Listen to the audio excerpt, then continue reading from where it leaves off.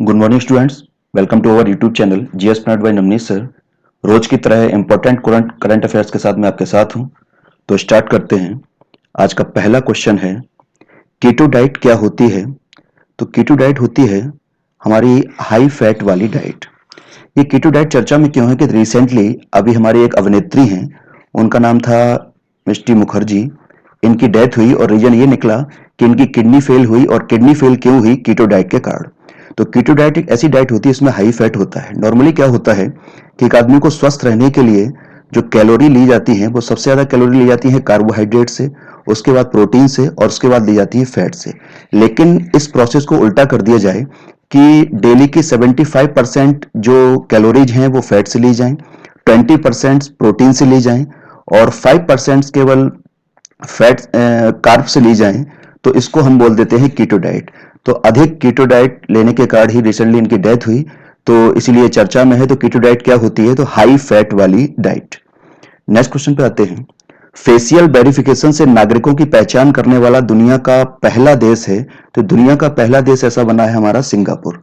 Singapore ने इस biometric सुविधा का इस्तेमाल सिंगापुर के लोगों की निजी और सरकारी सेवाओं में इस्तेमाल कर सकते हैं सिंगापुर के लोग, और इसको ही सिंगापुरी जो डिजिटल अर्थव्यवस्था है उसका आधार बनाया जा रहा है कि आदमी के फेस को रिकॉग्नाइज करके ही किसी प्रोसेस में आगे बढ़ा जाए।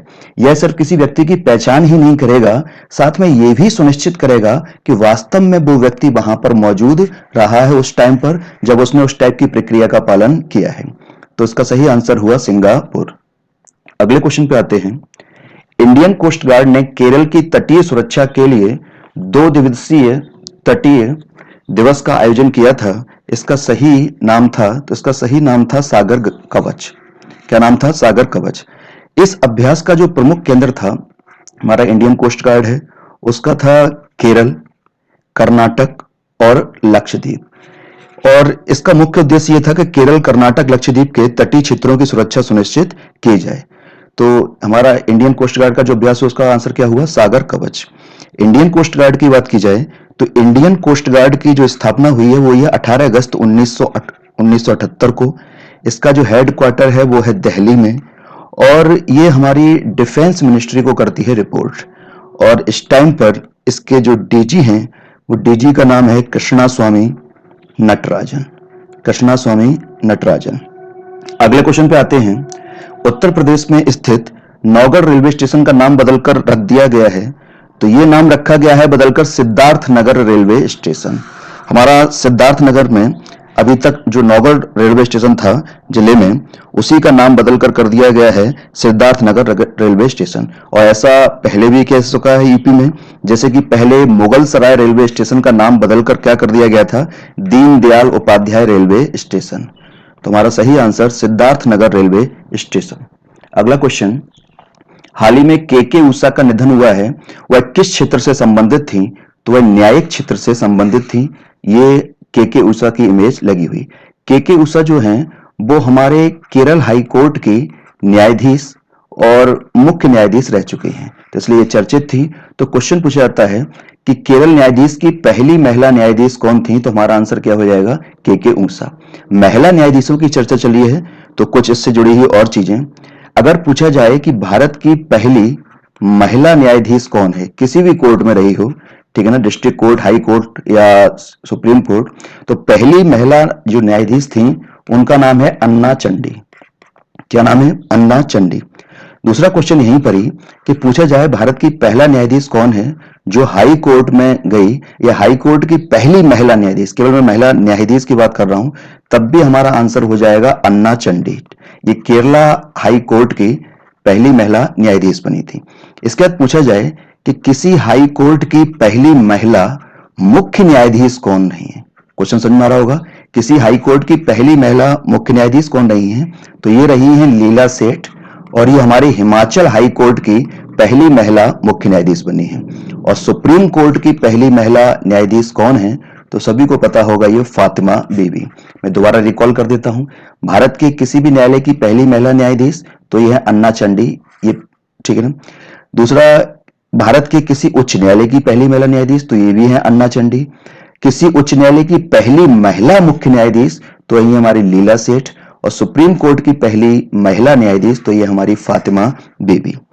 अगले क्वेश्चन पे आते हैं कि भारत की पहली किसान रेल महाराष्ट्र और किस राज्य के बीच चलाई जा रही है?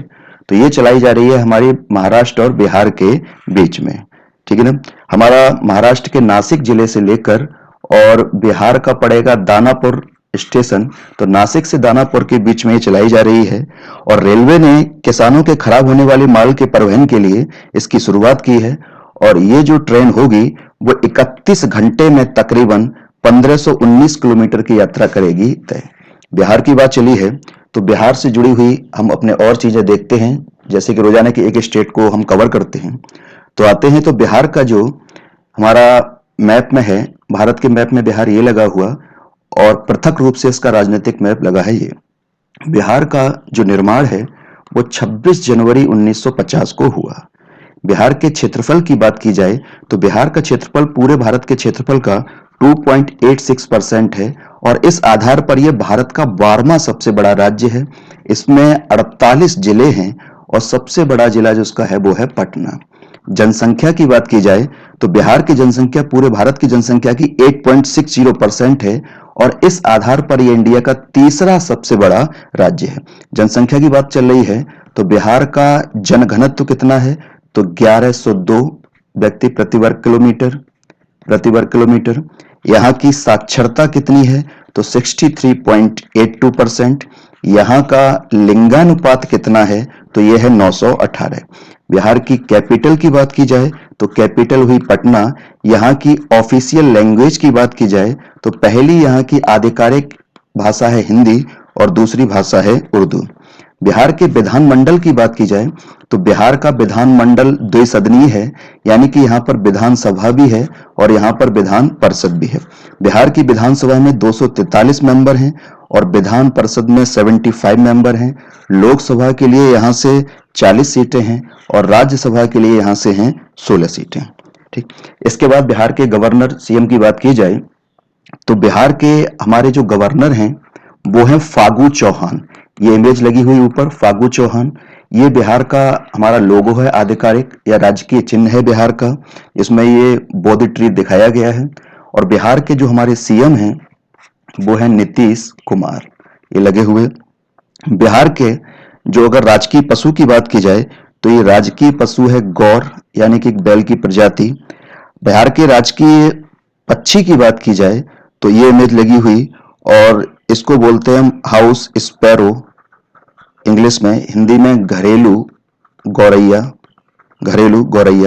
पेड़ की बात की जाए राजकीय तो ये हमारा पीपल।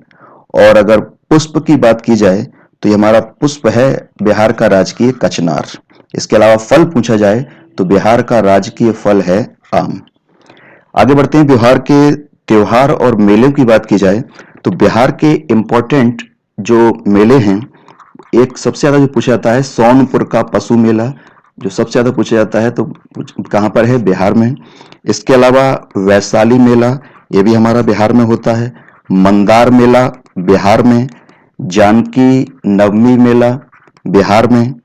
सौराठ मेला ये हमारा बिहार में रहता है। और सिंहेश्वर मेला ये भी रहता है बिहार में, सिंहेश्वर मेला। ठीक है ना, समझ आया होगा। अगला हम बिहार के एग्रीकल्चर और खनिज की बात करें, एग्रीकल्चर और खनिज, तो बिहार भी प्रमुख रूप से कृषि आधारित राज्य है। यहाँ के पर चावल हुआ, गेहूं हुआ, जौ हुआ, चना हुआ, मटर हुआ, सरसों हुआ, आलू हुआ और गन्ना हुआ, ये पर्याप्त मात्रा में पाए जाते हैं। और खनिजों की बात की जाए तो यहाँ का सबसे इंपॉर्टेंट खनिज पूछा जाए तो हम मार के आएंगे चूना पत्थर। इसके अलावा यहाँ पर माइका का उत्पादन होता है, डोलोमाइट का उत्पादन होता है और हमारा चाइना क्ले का उत्पादन होता है। यहाँ के पर्यटन की बात की जाए तो यहाँ पर पर्यटन में एक गोलधर है पर्यटन में प्रमुख, शेरशाह सूरी का किला है, शेरशाह सूरी का किला। अगला जालान का किला यहाँ पर इंपॉर्टेंट है। बौद्ध गया पर टूरिस्ट प्लेस है और एक नालंदा भी यहाँ का प्रमुख टूरिस्ट प्लेस है। यहाँ की अगर रिवर्स की बात की जाए तो गंगा हुआ, गंडक है, बूढ़ी गंडक, कमला नदी, कोसी नदी, सोन नदी, बागमती, ये इंपॉर्टेंट यहाँ की हैं नदियां। बिहार के नेशनल पार्क और वन्य जीव अभयारण्य यानी कि वाइल्ड लाइफ सेंचुरी की बात की जाए तो यहाँ का वाल्मीकि नेशनल पार्क सबसे ज्यादा पूछा जाता है। तो वाल्मीकि नेशनल पार्क यहीं पर है। इसके साथ ही वाल्मीकि वन्य प्राणी सेंचुरी है। यहाँ पर वन्य प्राणी सेंचुरी का मतलब अभयारण्य। यहाँ पर भीम बांध सेंचुरी है, भीम बांध सेंचुरी है। इसके साथ यहाँ पर पंत वन्य प्राणी सेंचुरी है, पंत वन्य प्राणी। यहाँ पर कैमूर सेंचुरी है। यहाँ का गौतम बुद्ध चिड़िया अभयारण्य भी इंपॉर्टेंट है। पूछा जाए गौतम बुद्ध चिड़िया अभयारण्य कहाँ पर है तो हमारा है बिहार में। इसके बाद यहाँ के डांस यानी कि नृत्य की बात की जाए तो बैगा नृत्य यहाँ पर चलता है, जदूर है, जाया है, झीका है, सोहराई है। ये इंपॉर्टेंट यहाँ के हैं नृत्य। और यहाँ की अगर जनजातियों की बात की जाए इंपॉर्टेंट तो जनजाति यहाँ की एक इंपॉर्टेंट बथुड़ी। इसके बाद है बिझिया, इंपॉर्टेंट जनजाति बिझिया। इसके बाद है बिरहोर, खोंड जनजाति, पहाड़ी कोरवा, पहाड़ी कोरवा। और एक जनजाति है इंपॉर्टेंट सावर। ये इंपॉर्टेंट है यहाँ की जनजातियां। इतना बिहार के बारे में हमारा कंप्लीट हुआ। अगला नेक्स्ट क्वेश्चन पे आते हैं कि अंतरराष्ट्रीय बालिका दिवस कब मनाया जाता है। तो अंतरराष्ट्रीय बालिका दिवस मनाए जाने के ढेर सारे रीजन हैं, ढेर सारे फैक्ट भी होते हैं। तो यह हमारा बालिका दिवस मनाया जाता है 11 अक्टूबर को। कब मनाया जाता है? 11 अक्टूबर को। और इस बार के जो बालिका दिवस है उसका जो थीम है वो थीम है हमारा अवर वॉइस, अवर इक्वल फ्यूचर, अवर इक्वल फ्यूचर, हमारी आवाज हमारा समान भविष्य। और इसको मनाने का जो प्रोसेस है वो हमारे संयुक्त राष्ट्र संघ ने ही स्थापित किया है और इसको 2012 से बनाया जा रहा है। उसका सीधा सा पर्पज है, 2012 से मनाया जा रहा है, सीधा सा पर्पज है कि गर्ल एजुकेशन, गर्ल में जो न्यूट्रिशन ऐसी पोषण की समस्या है, जो चाइल्ड मैरिज की समस्या है, उसके बारे में अवेयरनेस फैलाना, ऐसी सारी कुरीतियों को रोकना।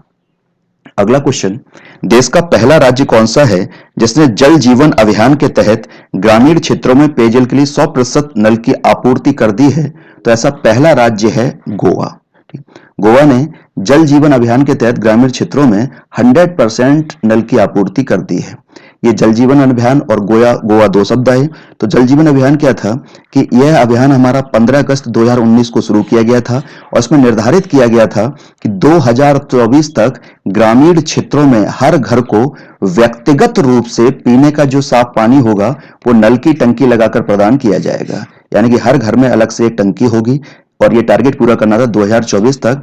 यही था हमारा जल जीवन अभियान। तो गोवा ने इस अभियान को सबसे पहले पूर्ण कर दिया है। यानी कि गोवा के प्रत्येक ग्रामीण क्षेत्र के घर में पीने की टंकी या पीने का नलका लग चुका है। गोवा की बात की जाए तो गोवा जो है हमारी, उसकी कैपिटल है पणजी। गोवा के जो गवर्नर हैं वो हैं हमारे भगत सिंह कोश्यारी, भगत सिंह कोश्यारी। और गोवा के अगर सीएम है हमारे तो वो है प्रमोद सावंत। कौन है? प्रमोद सावंत। नेक्स्ट क्वेश्चन हमारा, 9 से 12वीं तक की छात्राओं को विज्ञान, प्रौद्योगिकी, अभियंत्रण और गणित के क्षेत्र में बढ़ावा देने के लिए कौन सा कार्यक्रम शुरू हुआ है? तो यह कार्यक्रम हमारा शुरू हुआ है विज्ञान ज्योति। क्या शुरू हुआ है? विज्ञान ज्योति।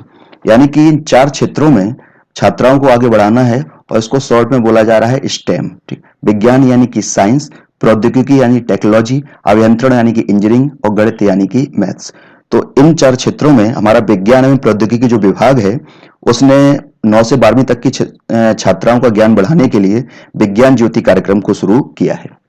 अगला क्वेश्चन, 2020 का फ्रेंच ओपन सिंगल्स का खिताब किसने जीता? तो ये खिताब जीता है इगा स्वियातेक ने। और ये इमेज लगी हुई इगा स्वियातेक की, ये पोलैंड की रहने वाली हैं और इन्होंने फाइनल मुकाबले में हमारी अमेरिका की प्रतिद्वंदी है सोफिया केनिन। ये सेकंड ऑप्शन में जैसे नाम डाला है मैंने, तो सोफिया केनिन को हराकर इन्होंने 2020 का फ्रेंच ओपन सिंगल जीता है और ये पोलैंड की ये खिताब जीतने वाली पहली महिला बनी है। पोलैंड की बात की जाए तो पोलैंड हमारा मध्य यूरोप का देश है। पोलैंड की जो कैपिटल है वो है वारसा। क्या है पोलैंड की कैपिटल? वारसा। और यहाँ के हमारे राष्ट्रपति हैं, उनका नाम है एंड्रेज डूडा। क्या नाम है? एंड्रेज डूडा। अगले क्वेश्चन पे आते हैं कि लोकनायक किसका उपनाम था? तो ये हमारा आंसर है जयप्रकाश नारायण। जयप्रकाश नारायण, ये इमेज लगी हुई इनकी, इन्हीं को लोकनायक भी कहा जाता था और हाल ही में इनकी 11 अक्टूबर को जयंती मनाई गई। तो ये हमारे प्रचलित रहे हैं काफी स्वाधीनता आंदोलन से। तो किसका उपनाम था? जयप्रकाश नारायण। जयप्रकाश नारायण की बात की जाए तो 11 अक्टूबर 1902 को इनका जन्म हुआ, ठीक है ना। दूसरा, इनसे जुड़ी हुई चीजें, ये स्वाधीनता आंदोलन में इन्होंने काफी कार्य किया और इन्हें विशेष रूप से प्रसिद्ध जो मिली वो भारत छोड़ो आंदोलन से मिली। तो स्वाधीनता आंदोलन के दौरान जो प्रसिद्धि मिली भारत छोड़ो आंदोलन से। और आजादी के बाद जो इनको और ज्यादा पॉपुलर हुए, जब इंदिरा गांधी ने 1975 में आपातकाल लगाया, उस समय आजादी के बाद बहुत ज्यादा प्रचलित हुए।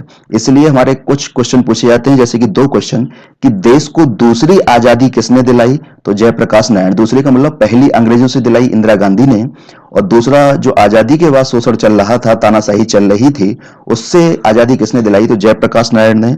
और दूसरा क्वेश्चन पूछा जाता है कि संपूर्ण क्रांति का नारा किसने दिया? तब भी इसका आंसर होगा जयप्रकाश नारायण। और इनको 2 बड़े अवार्ड मिले हुए हैं। इन्हें रेमन मैग्सेसे अवार्ड भी मिला है, रेमन मैग्सेसे, ये 1969 में मिला है। और इनको भारत रत्न भी मिला है, कब? 1999 में। और इनकी डेथ हुई है 8 अक्टूबर 1979, 79। इनसे जुड़ी हुई चीजें।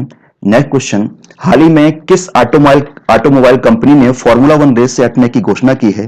तो ये घोषणा की है हमारी होंडा कंपनी ने कि अब वो आगे से फॉर्मूला 1 रेस में हिस्सा नहीं लेगी। अगला क्वेश्चन, दिल्ली सरकार ने 12,000 छात्रों को कोडिंग सीखने के लिए किसके साथ समझौता किया है?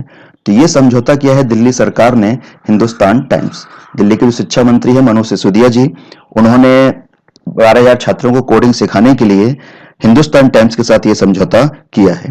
हिंदुस्तान टाइम्स की बात की जाए तो न्यूज़पेपर ये 1924 में स्थापित हुआ था और गांधी जी का इसमें बहुत बड़ा योगदान था। और इसके एडिटर इन चीफ की बात की जाए हिंदुस्तान टाइम्स के, तो उनका नाम है सुकुमार रंगनाथन। क्या नाम है? सुकुमार रंगनाथन। दूसरा, दिल्ली की बात आई है तो दिल्ली के हमारे गवर्नर हैं, उनका नाम है अनिल बैज। दिल्ली के सीएम है हमारे अरविंद केजरीवाल। और दिल्ली के जो हमारे शिक्षा मंत्री हैं उनका नाम है मनीष सिसोदिया। क्या है? मनीष सिसोदिया। अगला क्वेश्चन, पुस्तक सियासत में सदस्यता के लेखक कौन है? यानी कि किताब का नाम है सियासत में सदस्यता, इसके लेखक कौन है? तो इसके लेखक है हमारे विजय कुमार चौधरी। विजय कुमार चौधरी, ये इमेज लगी हुई, और ये बिहार विधानसभा के अध्यक्ष हैं। और इन्होंने इस पुस्तक के माध्यम से जो असेंबली की महत्वपूर्ण घटनाएं होती हैं उनके बारे में वर्णन किया है। तो ये आज का इंपॉर्टेंट करंट सेक्शन हुआ। उम्मीद है आपको पसंद आया होगा ही। तो अगले सेक्शन के साथ फिर मिलते हैं। Till then bye.